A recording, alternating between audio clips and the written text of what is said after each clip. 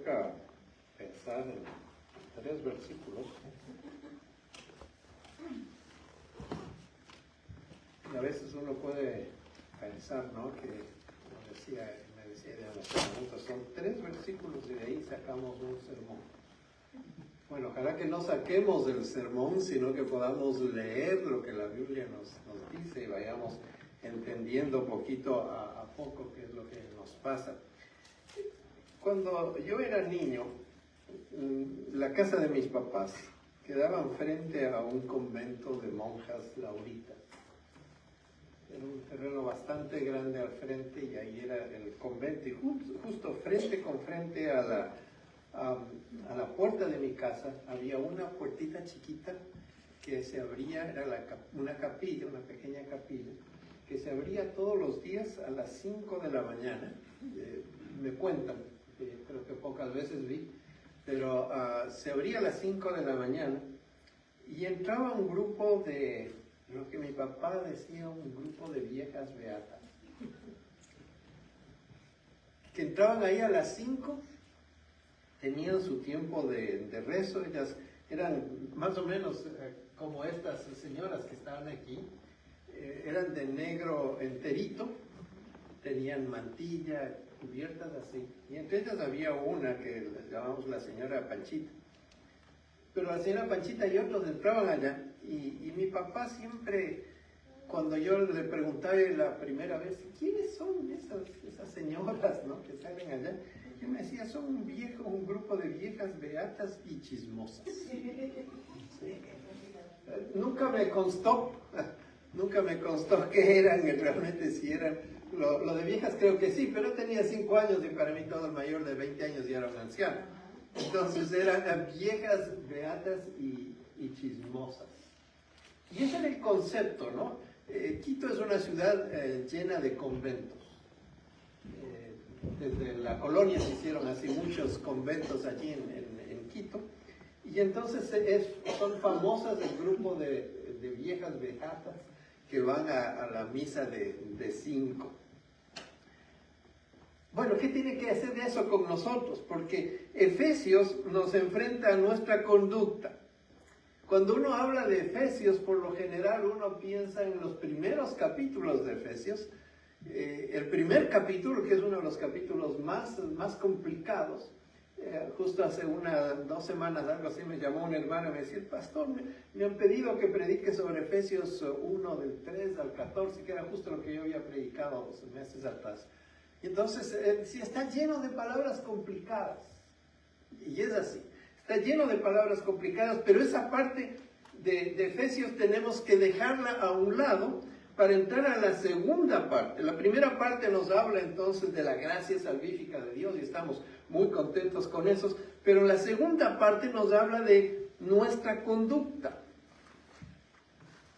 Y entonces el pastor la semana pasada nos habló acerca de hablar la verdad, o algunas semanas antes, hablar la verdad, de saber controlarnos, no robar, no controlar nuestra boca, no ser inmorales, no ser codiciosos.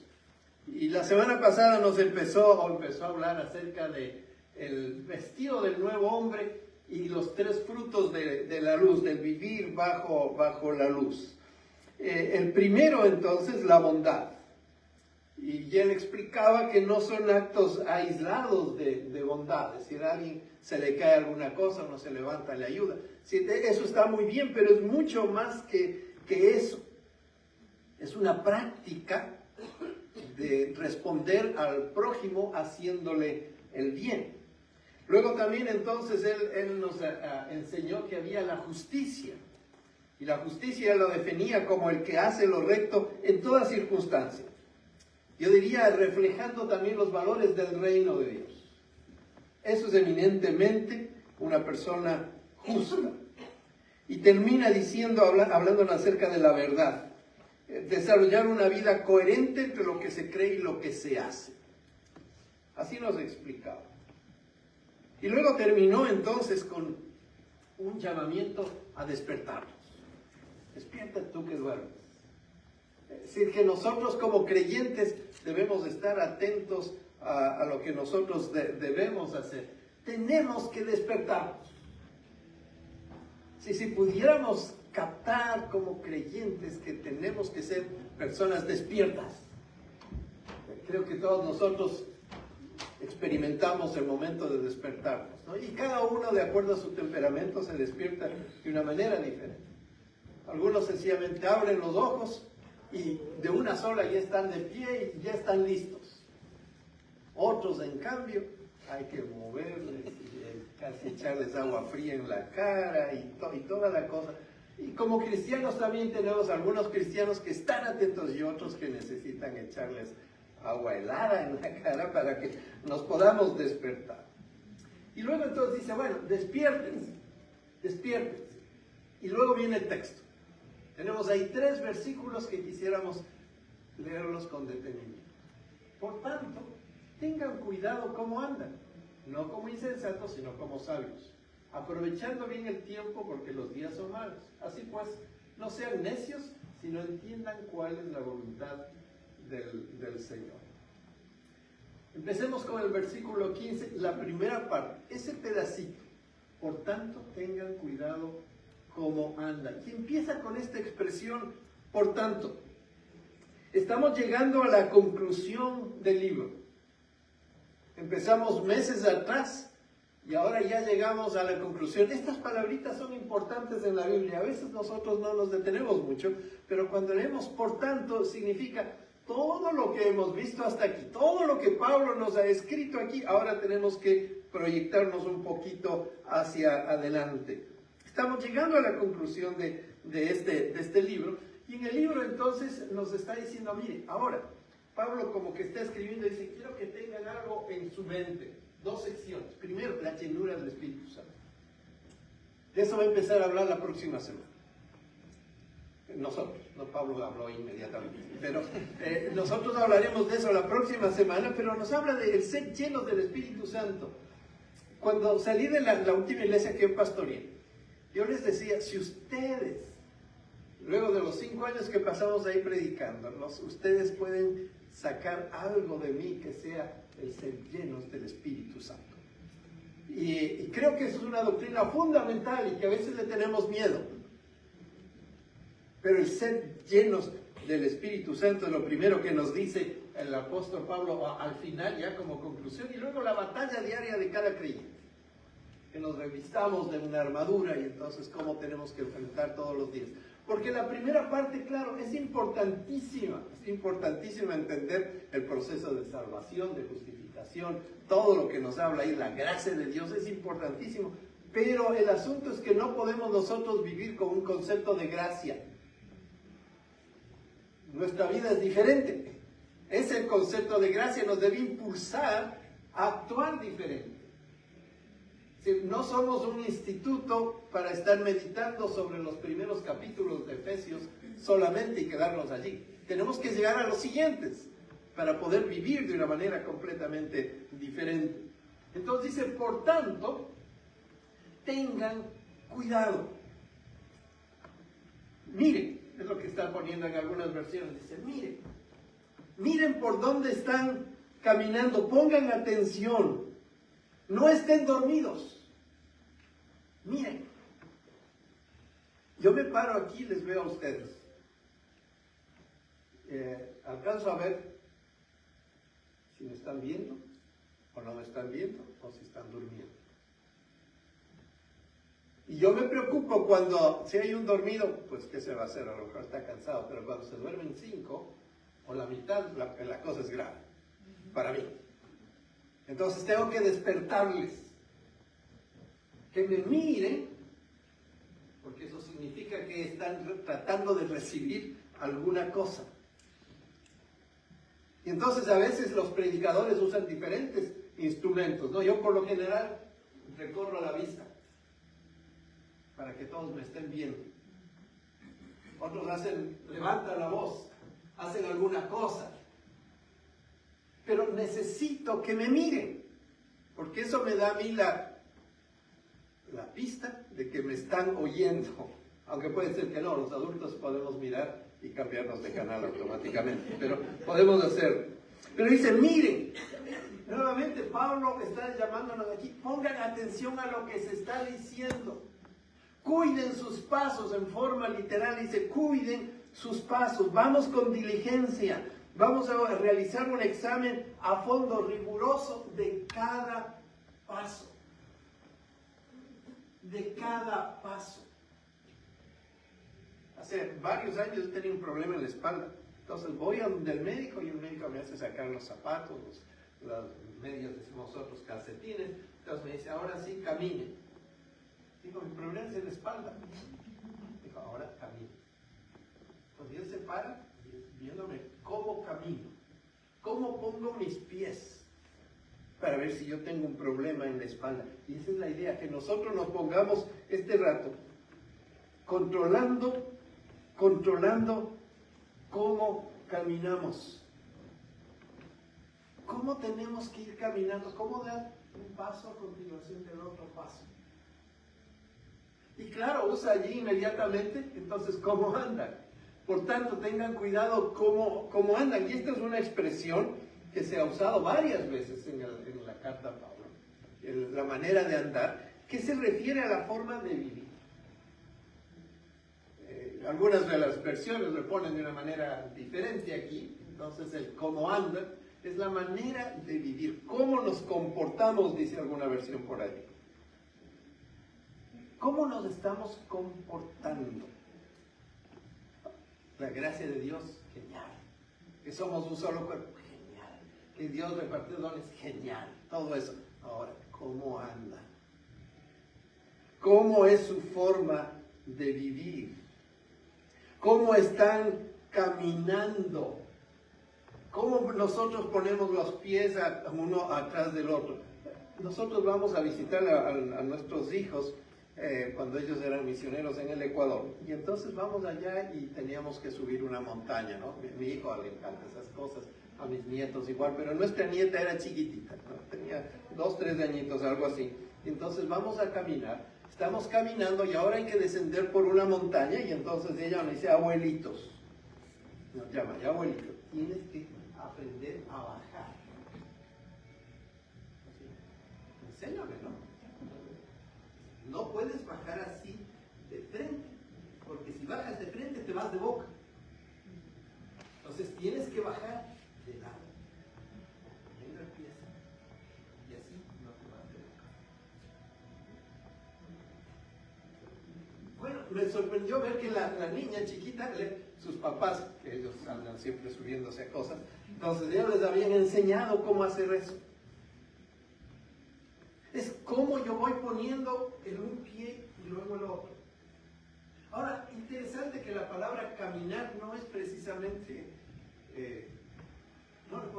podríamos traducirle caminar, pero es como yo estoy dando vueltas en la vida, algo así. Es decir, como yo voy dando vueltas en la vida. Es nuestra ética de cada día, nuestro comportamiento ético de cada día. Lo que estuvimos hablando en la primera parte. Pablo ahora quiere poner, muy bien, ¿ustedes creen que la salvación es por gracia? Amén. Muy bien, ¿no? Que Dios nos escogió. Genial. Todo eso muy bien. Ahora, ¿cómo andamos en la vida? Que es mucho más allá del sencillo comportamiento en la iglesia. Nuevamente, ¿no? Nosotros estamos así en el culto de la iglesia. Todos ustedes sentaditos, hechos los que me oyen, y toda la cosa, está todo muy bien. Pero en la vida, ¿cómo vamos caminando? Cuando nos levantamos de estas sillas, entonces empezamos a conversar, a hablar, ¿cómo es nuestro comportamiento? La vida del cristiano, si bien es cierto, es de declaraciones, nosotros creemos en esto y en lo de allá. Pero la vida del cristiano es cómo vivimos. Y los siguientes versículos nos va a hablar entonces, el resto del versículo 15 nos va a hablar entonces de 3 contrastes. El 15 y 16 el uno, el 17 el otro, y el 18 hasta el 6-9 nos va a hablar del tercer contraste, pero eso queda para la persona que predica la próxima semana. 3 contrastes. Y entonces vamos al primero. No como insensatos, y fíjense, aquí está el contraste. No como insensatos, sino como sabios. No como insensatos, sino como sabios. Un sinónimo de insensato es tonto. Es tonto. El tonto es la persona que no quiere llegar a la meta, la persona que no quiere hacer nada, es la persona que se queda dormida, los que no usan la cabecita. El tonto es la persona ingenua. El tonto es la persona que cree todo lo que lee en Instagram o en Facebook o en lo que usted use. Ese es el tonto. En las noticias, ese es el tonto. Tonto es el que sigue en forma ciega la inteligencia artificial. Ese es un tonto. La semana pasada se lanzó un nuevo modelo de inteligencia artificial. Entonces fue el lanzamiento impresionante. Y en la demostración entonces pusieron allí la persona, una lista de los 50 estados de Estados Unidos con sus capitales. Chum, chum, y ¡prum! Salió la lista. Y empezó el hombre a leer. Y de repente se empezó a dar cuenta que aparecía un estado que se llamaba Virginia. Y había ya Virginia, pero había otro Virginia. Y de repente empieza a darse cuenta que había nombres que no existen. Y entonces la gente dice, bueno, la demostración del nuevo sistema de inteligencia artificial fracasó. Es que hay que estar atentos hasta con inteligencia artificial. No debemos ser tontos. Ustedes no tienen que creerme todo lo que yo digo. Ustedes tienen que ir a examinar, leer, escuchar. Si no, son tontos. Porque dan valor a lo que no tiene valor. Y entonces en las páginas del internet, ¿qué cantidad de barbaridades que hay? ¿Qué cantidad de noticias falsas que sacan? Y en el mundo cristiano las cosas que dicen. A veces ahora les he dicho, cuando enfrentan a un texto bíblico. ¿Qué es esto?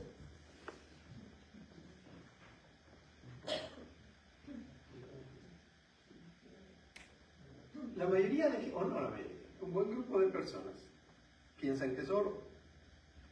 Pero esta piedra se llama el oro de los tontos.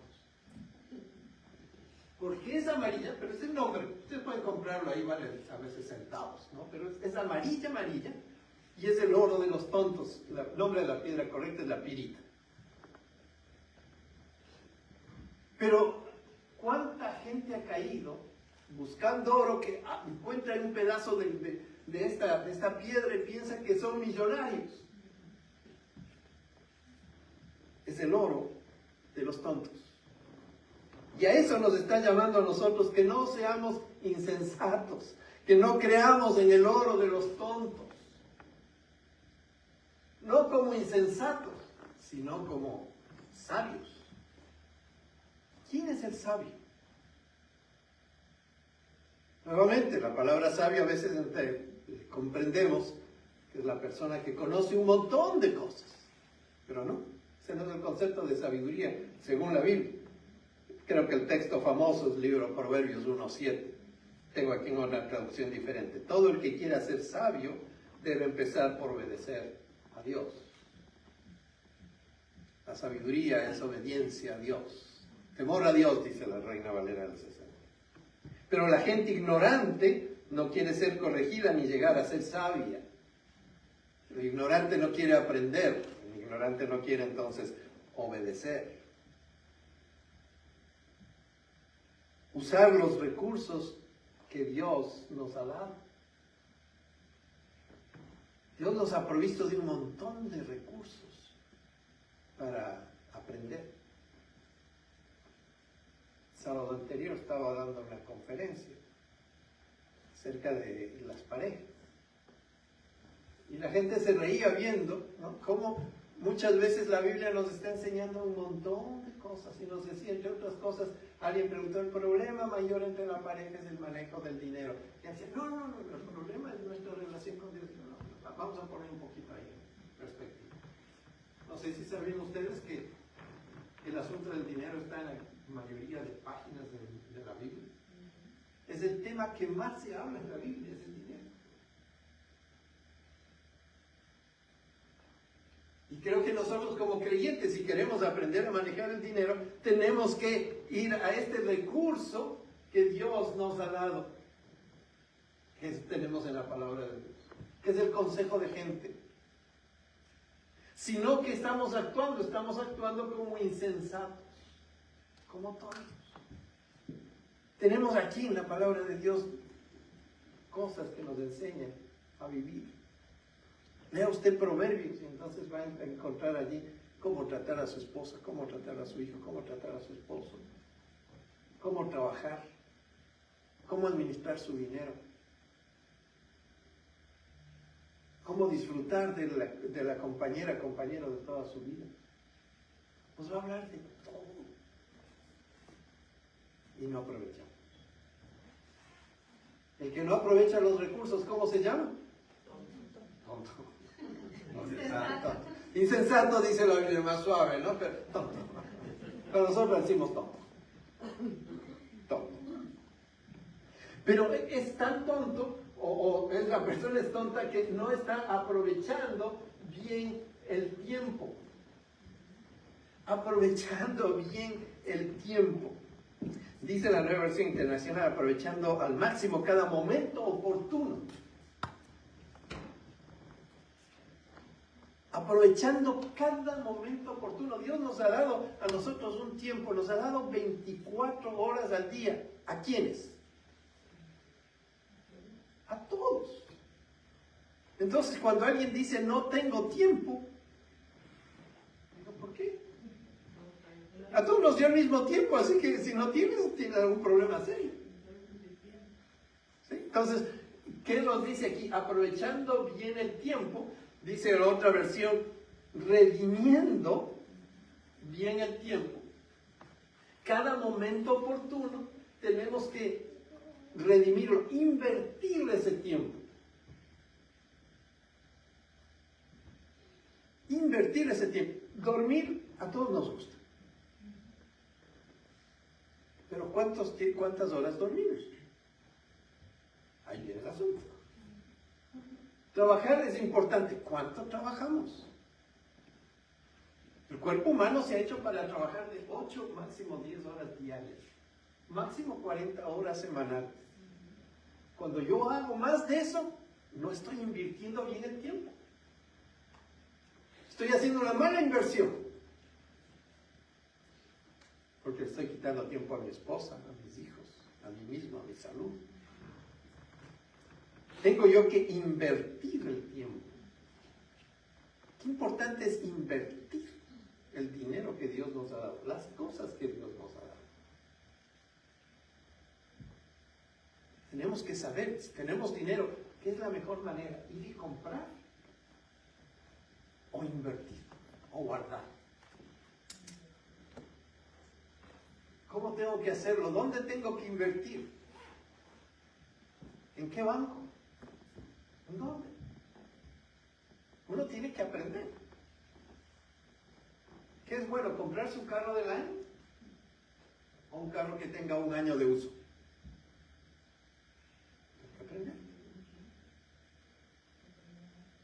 Que tenga un año de uso, ¿no? No compres un carro nuevo porque el dato que sale del sitio de venta ya el carro vale menos. Inmediatamente. Ya vale menos. Entonces quizás sea un carro. Bueno, y así podemos hablar de un montón de cosas. ¿Cómo estoy invirtiendo mi tiempo? ¿Qué oportunidades estoy buscando yo para aprovechar ese tiempo? Si Dios nos pone a nosotros 24 horas, pero hay momentos oportunos. Hay un tiempo para lo uno y hay un tiempo para lo otro.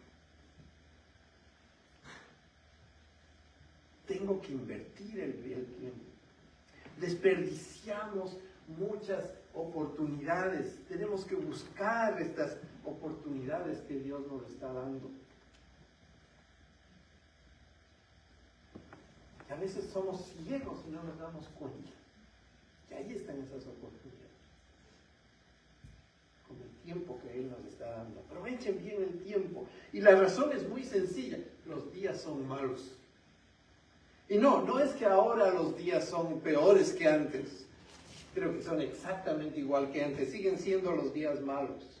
Hay muchos conflictos, hay muchos problemas. Los políticos han sido igualitos ahora que antes. Igualitos. Satanás sigue moviéndose exactamente igual que antes. Y Él es el que controla el mundo, hay que acordarse. Él es el que está en control del mundo, es el príncipe de este mundo, dice la palabra. Esa es nuestra premisa. Y en ese mundo estamos. Y en ese mundo, entonces, este príncipe de este mundo va a hacer lo posible para que no aprovechemos bien el tiempo. Para que desperdiciemos el tiempo.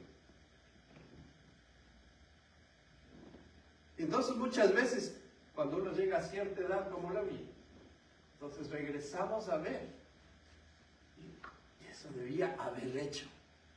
Hace 50 años debió haber hecho. Hace 30 años debió haber hecho. Que no les pase a ustedes eso. Que ustedes puedan aprovechar el tiempo. No estoy diciendo que hay que pasar leyendo la Biblia todo el tiempo. Eso no es aprovechar el tiempo. No estoy diciendo que no hay que ver el fútbol nunca. No estoy diciendo que no hay que divertirse. Eso es parte de aprovechar el tiempo. Tenemos que usar los tiempos oportunos. Hay un tiempo para lo uno y hay un tiempo para lo otro. Un tiempo para lo uno y un tiempo para lo otro. Sigue diciendo. Así pues, no sean necios, sino entiendan cuál es la voluntad del Señor. Siendo entendidos. Y parece que el apóstol Pablo tenía ciertos problemitas con el asunto eso de ser necios. No sean necios. No siendo necios. Ahora, el asunto, aquí se usa una palabra diferente a la otra, que era, digamos, el tonto. Ahora, el necio es la palabra que no razona. Que no usa su cabecita.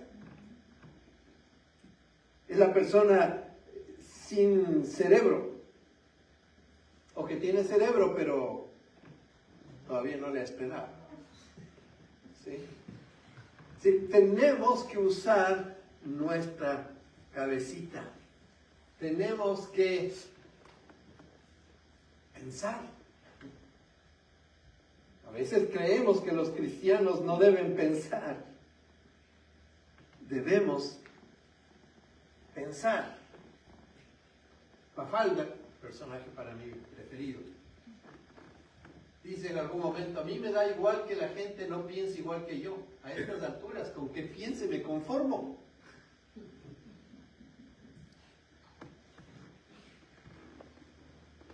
Es que no pensamos. Cuando uno empieza a ver a la gente y a nosotros mismos, muchas veces no estamos pensando. Pensar una cosa, pensar otra cosa y llegar a una conclusión.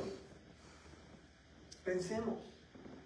Si yo hago esto o hago lo otro, ¿qué debo hacer? Entonces, debo hacer. A veces usamos la cabecita solo para peinarnos. Debemos ejercitarnos pensando. Con el texto bíblico. Regresar a ver ahí. A veces sí por peinar. Debemos ejercitarnos en pensar. Y esto es no solamente llevar al conocimiento, ¿sí? Llenarnos de conceptos y de conceptos y de conceptos, que algunos somos buenos para eso. Tenemos que ir mucho más allá que eso. Vamos a avanzar. Usemos la cabeza, como digo, para discernir, no solamente para peinarnos, para conocer, sin preocuparnos de cómo vivir, ¿no? A veces nos llenamos tanto de conocimiento que nos olvidamos. Es muy triste ver mucha gente que se ha preocupado esté preocupado solamente de tener conocimiento. Yo suelo decir, presentarme, cuando va a una congregación que no me conoce, ¿quién soy yo? ¿Cómo me llamo? ¿Qué es lo más valioso que yo tengo? Entonces, yo suelo decir que lo más valioso es mi salvación en Cristo. La primera parte de Efesios. Pero inmediatamente lo segundo es mi familia. La segunda parte de Efesios.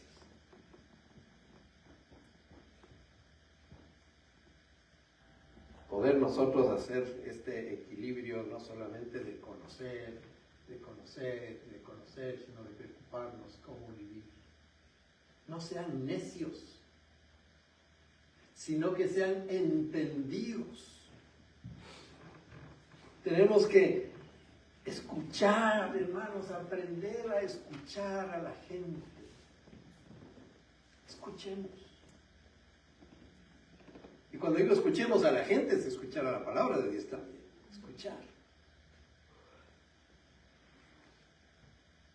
Para mí es una experiencia nueva. Yo no soy fácil de escuchar la palabra de Dios. Y ahora con esta tarea que el pastor nos mandó para leer, ahora estamos tratando de escuchar la Biblia y escuchar toda una historia de Samuel, de Saúl y toda la cosa, y David. Tratar de escuchar, tratar de aprender a abrir nuestros oídos con apertura, no solamente a los que piensan como yo, sino también a otros. ¿Por qué otros piensan de determinada manera? Preguntar sin miedo. Cuando no comprendo algo, pregunto. Cuando no estoy de acuerdo, pregunto. Reconocer que no sabemos todo. Detenernos para aprender. Aprender. Nunca deje de aprender. A veces decimos los que tenemos algunos años, ya no estoy en edad de aprender. ¿Cómo que no? Siempre podemos aprender. La persona puede aprender más un idioma después de los 50 años. Mejor. No quiere decir que a los que están menos de 50 no deben aprender.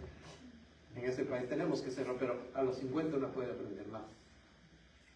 Siempre me impactó a mí mi profesora, doctora, mi hermana Joyce White. Ella sacó sus maestrías después de los 60 años. Probablemente una de las mejores maestras que yo tuve. Pasó a la presencia del Señor hace unos meses de atrás, casi 100 años. Tenemos que entender, tenemos que escuchar con apertura para saber, para entender cuál es la voluntad de Dios. Entender cuál es la voluntad de Dios. Y aquí me voy a remitir a algo que hablamos hace algunas semanas, porque generalmente hablamos de la voluntad de Dios y nosotros oramos y le decimos, Señor, muéstranos tu voluntad. Ayúdame a descubrir tu voluntad. Como que si la voluntad de Dios está escondida allá atrás. Y eso no nos enseña la Biblia. La Biblia nos dice algo diferente. Romanos 12, 1 y 2. Y me regreso a mi sermón de despedida allí en la iglesia. Y me decía, estos dos versículos. Ser llenos del Espíritu Santo y estos dos versículos. Por tanto, hermanos, y nuevamente el por tanto, Pablo a los romanos está ya terminando y les dice, por tanto, hermanos, les ruego por las misericordias de Dios. Sí, hermanos, por favor, eso es lo que está haciendo el apóstol Pablo. Por favor, háganme caso, nos dice Pablo. En primer lugar, entonces, por las misericordias de Dios, presenten sus cuerpos. Preséntense delante de Dios. Ese abrir los ojos, ya nos despertamos con los problemas que tenemos o no tenemos para despertarnos, y lo primero que podemos decir, Señor, aquí estamos. Aquí estoy. Me presento.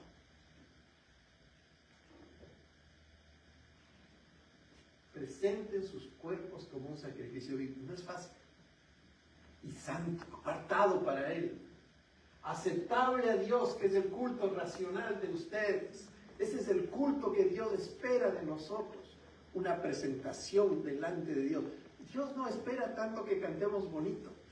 Aunque si cantamos bonito, mejor. Pero lo que Él espera es que yo me presente delante de Dios. Que le diga, aquí estoy. Y por eso la figura de la adoración generalmente es con las manos en alto. Como cuando le asaltan a uno y que dice el asaltante. Levante las manos, manos de arriba. Y cuando se hace manos arriba, ¿qué uno hace? Está diciendo, estoy frito ya. Está en tus manos. Bueno, lo mismo es con Dios. Levanto las manos delante de Dios. Y no tanto como un acto de levantar las manos, puede ser de la entrega.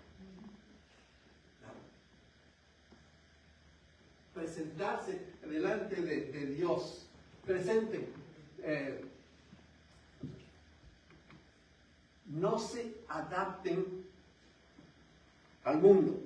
Me gusta más la versión del 60. No se conformen a este mundo.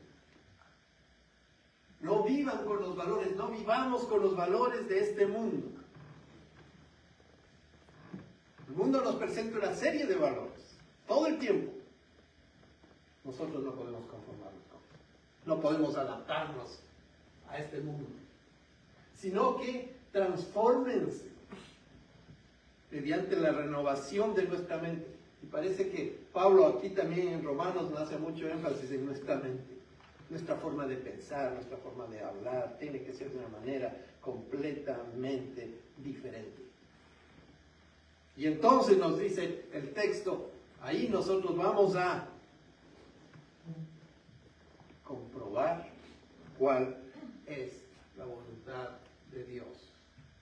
Verifiquen, dice esta versión, verifiquen cuál es la voluntad de Dios. Es decir, cuando yo hago estas cosas, entonces tengo que preguntarme, ¿qué es la voluntad de Dios? Voy a comprobar, me gusta más la palabra, comprobar la voluntad de Dios. Cuando yo haga esto, me presente delante de Él, no me adapte a este mundo, me transforme la forma de pensar y entonces yo estoy en la voluntad de Dios. John MacArthur tiene un libro bonito que se llama La voluntad de Dios, un libro chiquito que vale la pena que lo lea, cortito. Pero él explica, ¿no? Dice algo similar. No es que yo tengo que buscar, es cuando yo hago lo de aquí. Él menciona 5 cosas. Cuando uno hace estas 5 cosas, uno está haciendo la voluntad de Dios. Sencillamente, si yo hago 5 cosas, estoy en la voluntad de Dios.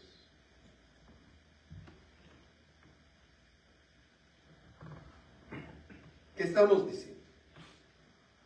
Pablo está terminando aquí y nos dice, muy bien. No todo es fácil, complicado. Y para eso tenemos la ayuda y control del Espíritu Santo. De eso nos va a hablar el informe inmediato. Siguiente versículo. Entonces, pongámonos atentos de cómo nos comportamos. Tenemos la ayuda del Espíritu Santo, tema la próxima semana. Pero pongámonos atentos de cómo nos comportamos. Seamos sabios. Seamos entendidos y solo así podremos experimentar la voluntad de Dios agradable y perfecta. Es decir, tener una vida satisfactoria. Eso es andar en la voluntad de Dios. Tener una vida satisfactoria. Plena. Completa. Pero tenemos que dejar de ser ingenuos, dejar de ser tontos, ser sabios y entender cuál es la voluntad de Dios. ¿Qué hay que hacer? Pues eso es lo que hay que hacer. No tenemos que preguntarnos, eso hay que hacer. Eso es lo que tenemos que hacer. Vamos. Padre. Ahí está. Qué difícil es que dejemos de ser tontos, usemos nuestra cabeza. Queremos usar nuestra cabeza, Padre, bien usada. Queremos redimir el tiempo. Queremos aprovechar el tiempo. Porque ahí están las cosas que tenemos que hacer. Ayúdanos para ser un poquito sabios. Que al salir de aquí, Señor, nos comportemos de una manera un poquito más sabia de lo que fuimos hace un rato.